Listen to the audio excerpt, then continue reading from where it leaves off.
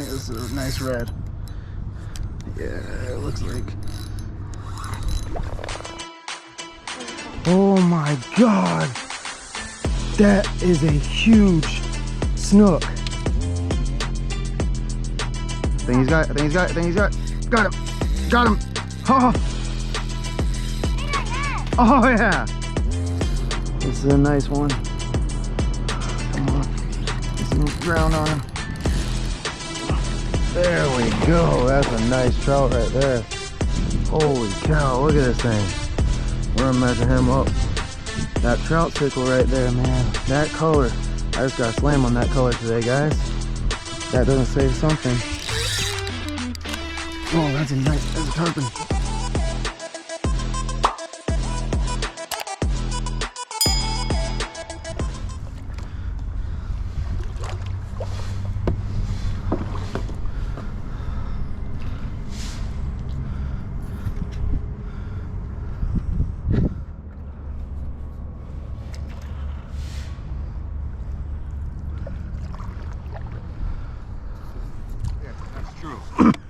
Here, I got you this. Thanks, I appreciate it. I just throw some shrimp on my. Shrimp works too, but I like having both. That way. Yeah, you would think like, I mean, the shrimp profile. Usually shrimp or whatever shrimp imitation. Yeah. This is you know, paddle tail, but you think the mullet might work better, but. What do you think? The flats over there were the other day when we shot out? So I want to hit, yeah, about those islands like where we did. Yeah, yeah. I don't want to go any more east, just because I feel like every time I go over there I don't have too much luck. I've been having a lot of luck over in that area that we went to last time. Hey, what do you think? What's up, guys? Chris from More Cast. So I'm out here again at Coral Creek. That's where I launch. I'm out here with Rick over there. It's actually a bald eagle up in this tree right here. But yeah, decided to come out today for a little bit. Mondays are usually my short days, but Saturday I had a great day. I mean, I only caught 4 fish, but those 4 fish were, I mean, 2 of them were massive. So it was a really good day. So I just I was talking with Rick, and he said he was coming out today, so decided I'd come out and join him. So we're at Coral Creek. We're gonna hit some of the spots we've been hitting that's been working, and yeah, we're gonna get out here today and try to get into some nice fish. I'll see you guys soon. All right. I don't know what this is. It's not fighting like a trout.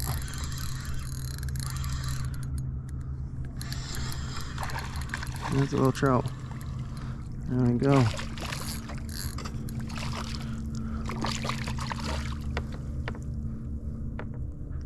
There we go.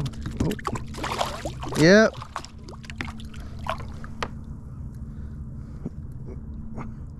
There we go. First fish of the day. Trout. So I switched over to this shrimp. It's a prawn star. Yep, switched over to the prawn star. Got in this deeper water in the slack, and that's right where I caught him. There we go. Beautiful fish.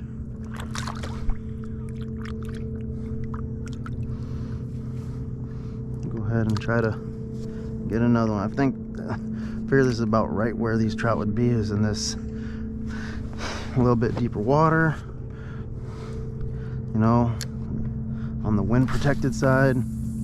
It's about where I thought they'd be. What do I got here? Oh, the ladyfish. Hey buddy, I haven't got one of you guys in a while.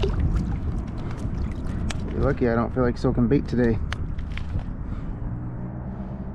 You're lucky I don't feel like soaking bait today.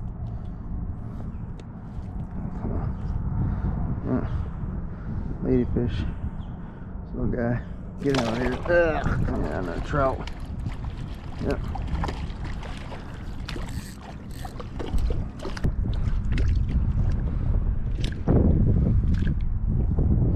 Alright. Got another little trout. And they have not been big at all. The biggest ones I've been catching have been like 18 inches. Little guy.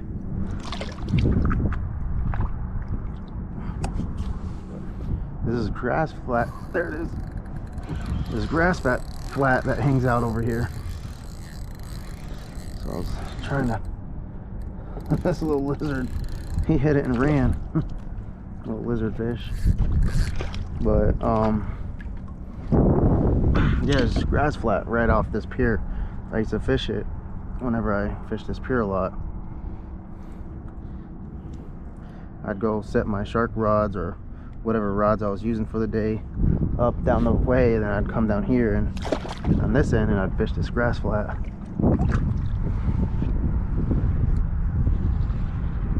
This was probably one of my favorite piers right here to fish. This one and then the other one on Boca. Those two piers are my favorite fish.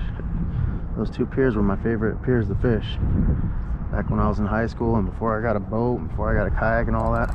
Here we go. Another trout. Yeah, a little pinfish.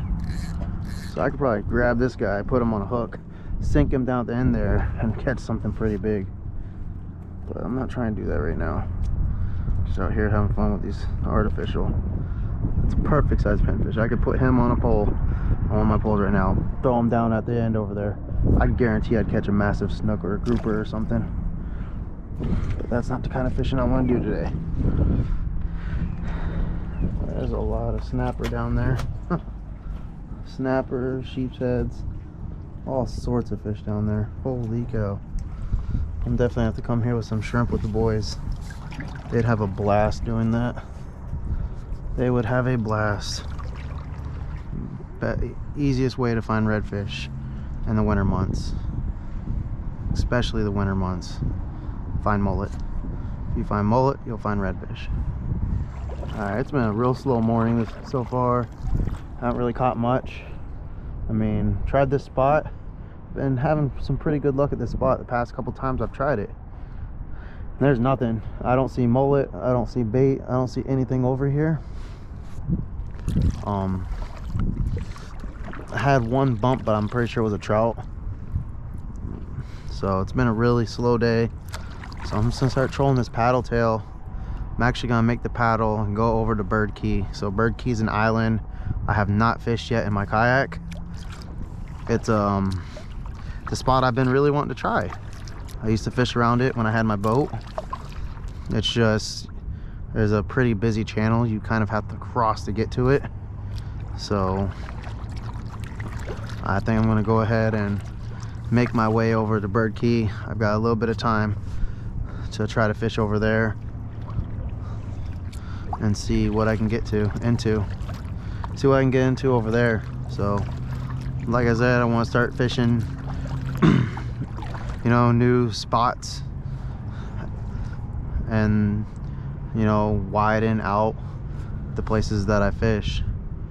And right now I'm limited to this one kayak launch. It's the only kayak launch that I can really use. So I'm gonna go ahead and start venturing out.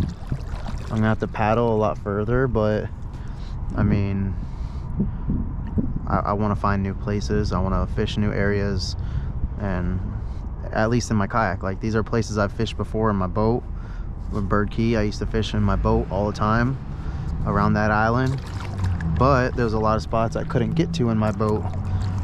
So I'm excited to put kayak in there. But there's a lot of spots that I fished in my kayak that I've never fished in my boat because of water depth.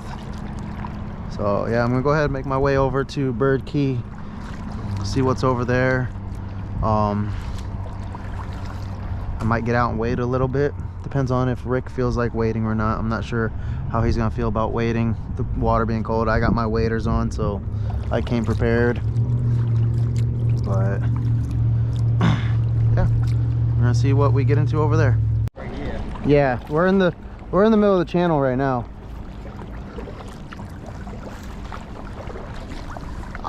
I don't know if I'd cross here on a weekend. I don't think I would. Mondays aren't as busy, so during the week I'd make this cross, but I don't think I'd do it on a Saturday, or especially not a Sunday. Right here, there's a cut through in between the two islands, and it drops off a little bit deeper. I just seen a mullet jump. So this is the spot I was trying to work myself to. I think Possibly there might be some fish on the outsides of this. That's what I'm hoping for, at least. Is there to be some fish hanging around this area where it drops off. Rick hooked into something. That's a small snook? Yeah. Got a little snook. So I was hoping that this cut right here would be holding some fish.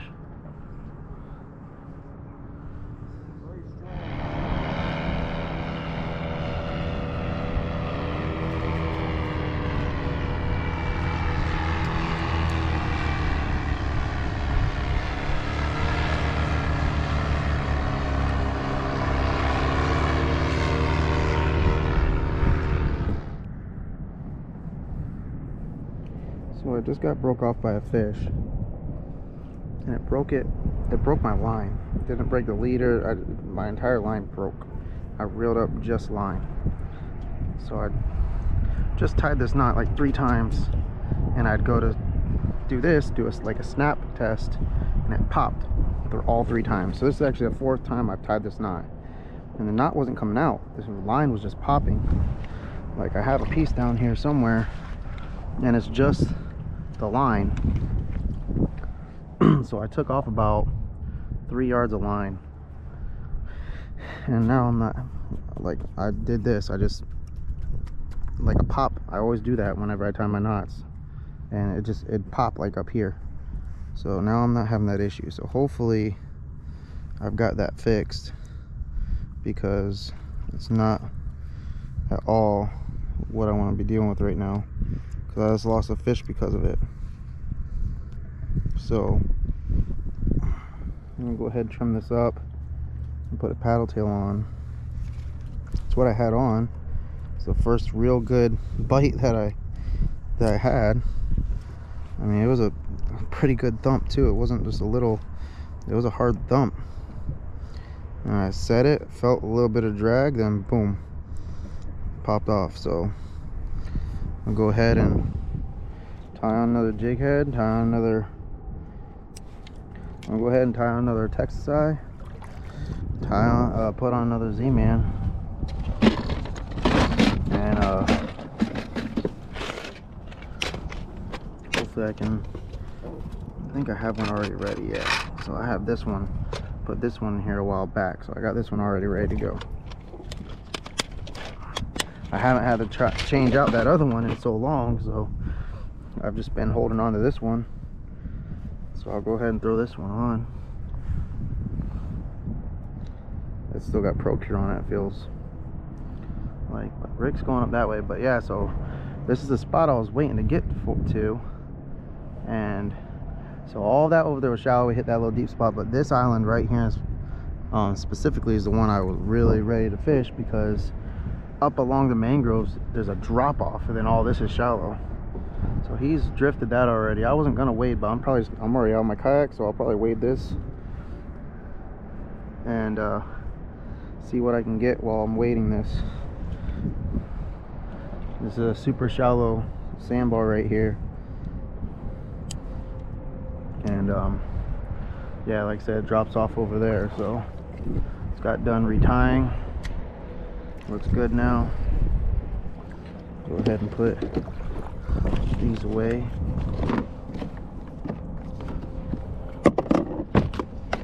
Alright. Yeah, I'm gonna go ahead and get my wading gear on. Alright, it still feels like there's a little bit of Procure on here, but I'm gonna go ahead and just get some fresh Procure on it. Get it smelling nice and good and tasty like.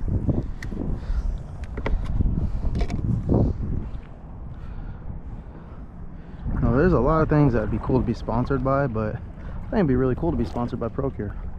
That'd be awesome. I use the heck out of their bait scents. Alright, so up there, oh, I just got whacked hard again. So, and that's crazy because Rick just drifted through all that. So go ahead and fish all of this right here. Really dissect it. one thing I love about wade fishing. You can really dissect it. Fish it as slow as you want. You don't have to worry about the wind pushing you through. But I just got whacked hard.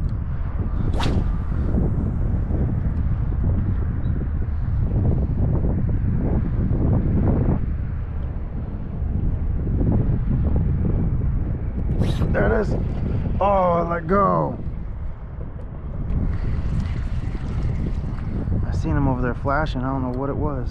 Let's try to get another one. That's why I knew this spot would be good. So I got whacked by something, got broke off. Oh, there's something else. Got whacked by something over there, missed it. Got whacked 2 more times. So this little spot right here, this little hole. And that's why during winter time you gotta slow down. Like I fished this spot before Rick got here and I got broke off. There it is. I knew he was there. There it is. Yeah, it's a better snook. A nice snook. It's not too bad. There we go.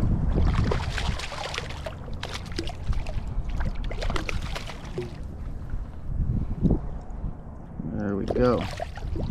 Little guy right there. I knew this spot was gonna do it too. I knew it. So that Slam Shady guy has been getting it done lately. Get a picture for my old lady. That's all she ever asked for is a picture. That's it.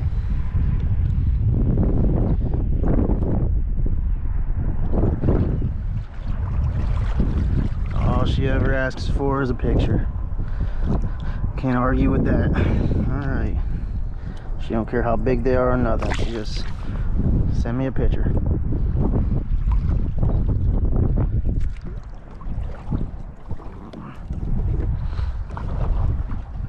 I'm gonna go ahead and fish this a little bit more.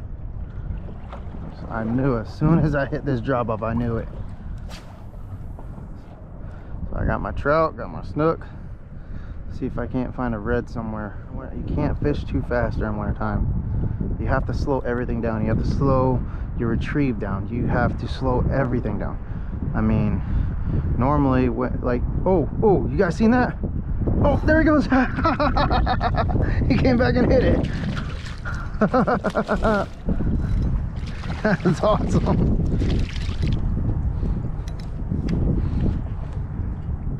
Not the biggest fish, but you know what? I'll take it. It's been dead all morning. There we go.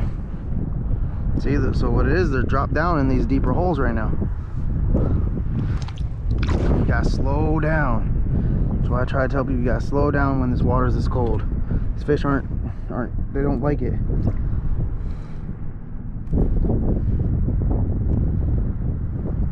You can't just zoom through an area and then take a couple casts. I just threw in the same spot multiple times, got hits. And normally whenever during like fall and summer, I'll do fan casts, and like I'll base them about 15 feet apart from each other. During winter time, I'll put them 5 feet apart from each other. So instead of normally only throwing like 8 times here, I end up there's another one right there. There's another one right there.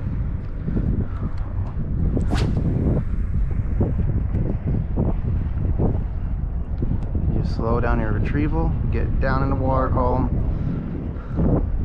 You slow down everything. You're gonna almost take double the cast in a spot than you normally would. Especially when you're using artificial. Now if you're using bait, you just let it sit and you let it float across the spot. But drift bait a couple times.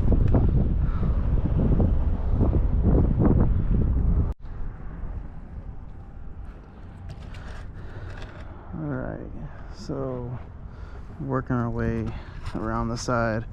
It's like a little really hard rocky bottom right here. Just didn't feel like walking on it. And then eventually up there, so he's even Rick even has to paddle. His pedal drive won't reach.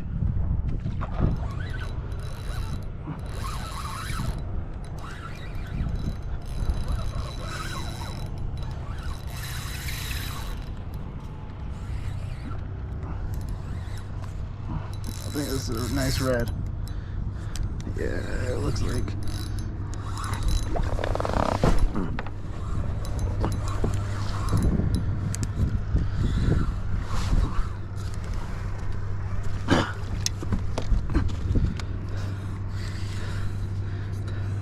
Yep.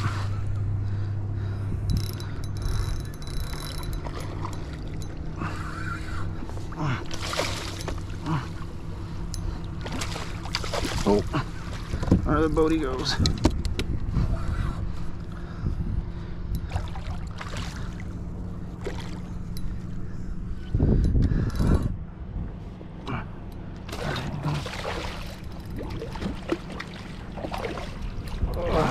Come on. Oh, there he goes. Oh, that paddle, I should have moved it. Should have moved that paddle.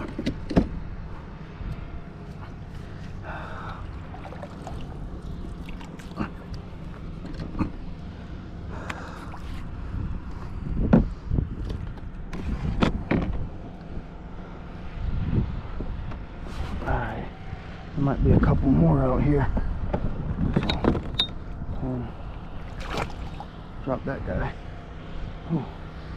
Alright. Woo. Alright. Definitely a nice one right there.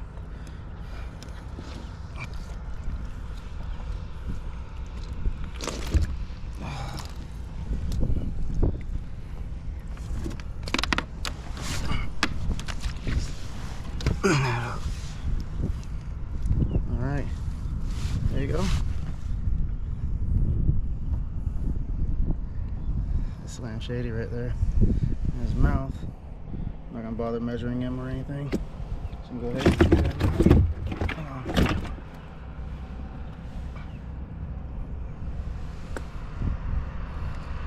Oh yeah, that wasn't coming out at all.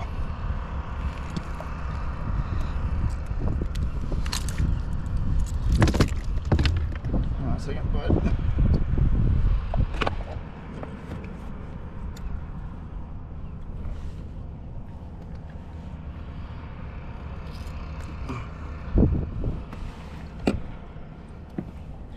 Alright, there we go.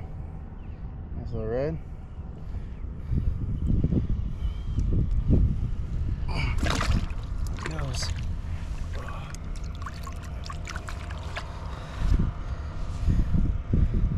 Alright guys, got my slam.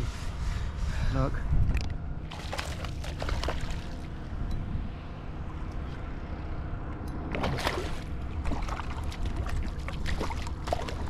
Alright.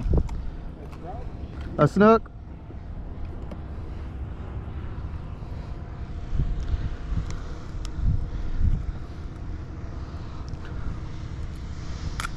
Alright, another little snook. Now I gotta stop putting my hands up. That's from the redfish, that's from that other redfish. Sometimes I'll lip them, and sometimes I forget they have teeth. And sometimes you can get away with it, but other times they'll munch down on you. Alright, Rick's got a snook.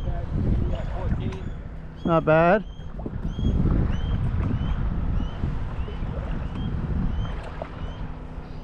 But that was trolling. Trolling? Really? I've never caught a snook trolling. Oh yeah, Rick's got a nice trout. Good job. Now you just need a red now, right? You just need a red? Right, yeah.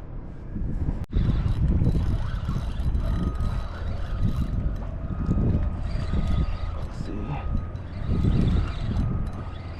Swimming at me. What do I got here?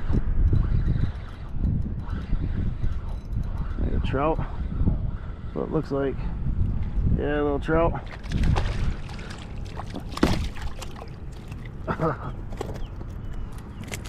Oh, there he goes through the hook.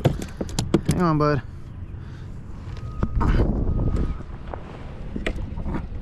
Hang on, bud.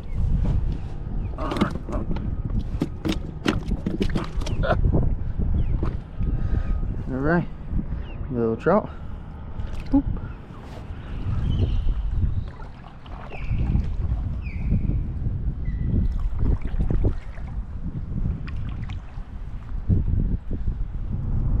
Alright guys, so let's end the video. It's a pretty slow day, you know. Caught a little bit of fish. I ended up getting my slam, so that's nice. But yeah, it was a slower day of fishing.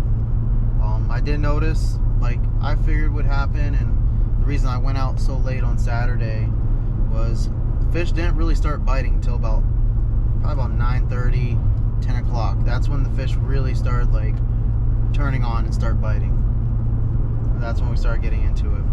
But I decided to make a trip to Bird Key. It's an island. I camped on it once. It's surrounded by flats and really deep channels. It's right next to the small pass, and I figured we'd go ahead and make that move and go over there just to try somewhere new. Everywhere that we went today, we didn't see really any life at all. I didn't see any mullet really. We didn't see really much of anything. But on my way back, whenever I came back through, I seen mullet everywhere. So it's that time of year with these cold fronts where it's better to wait than go later on in the day, and it's almost better to fish the afternoon than it is to fish in the morning, because that sun's heating up the water all day. It gets it nice and comfortable for them, and they start getting active. You can still go in the morning and catch fish. You're still able to do that. It's just, you know, they're going to be a little bit more slower. They're going to be a little bit sluggish. I mean, they're not going to be as active as they will be, you know, later on in the day. But yeah, I mean, I was able to make a slam happen, so that's awesome. Caught a few snook, caught some trout, got that one red. So I mean, turned out to be a decent day. Rick's still out there. I mean, he'll stay out there sometimes till between 2 and 4 o'clock. I mean, he'll stay out there all day. All he needs to get is a red for his slam, and he's probably gonna stay out there until he gets that red. Hopefully he ends up finding it. Like I said, on our way back through, I kept going toward the launch, and he kind of split off, and I tried to give him like an idea of where I would fish if I was to stay back out, if I was staying out later. And so hopefully he ends up getting into a red or so, or even more fish. Yeah, but it was a good day out there. It was nice getting out there, you know, fish with Rick. I've really come to enjoy fishing with Rick. It's like our every Monday thing now. We both go out, we go fishing. I enjoy fishing with Rick. So, but yeah, it was a good day out there. So we'll go ahead and get out here though. Like I said, I don't know exactly how far Bird Key was from the launch that we went to. I'm gonna estimate, say about 3 miles. I'm gonna say anywhere from 2.5 to 3 miles, somewhere in there. If you want to access Bird Key and not have to paddle as far, I would launch at Eldred's. That'd probably cut about 1 mile to 1.5 miles off of your trip, easy. And it's just, I like launching at Coral Creek because there's a lot more areas to fish on your way to Bird Key. I mean, there's so much more areas that, like oyster bars and just good areas to fish, whereas if you launch at Eldred's, you got that flat right outside of Eldred's, which is good. Then you got the main channel, then you got Bird Key, and that's really about it in that area. There's a couple other flats over there, but I mean, there's not as many places to fish. That's why Coral Creek is a little bit longer of a paddle, but there's a lot more areas to fish. So like I said, if you plan on going over that way, once we rounded that corner, I got on the back side of Bird Key. I knew that spot where I got broke off at, I knew that area was going to be good, just because I knew there was a nice drop off there. I knew there was mangroves on one side, a shallow flat on the other side, and then just a nice deep cut.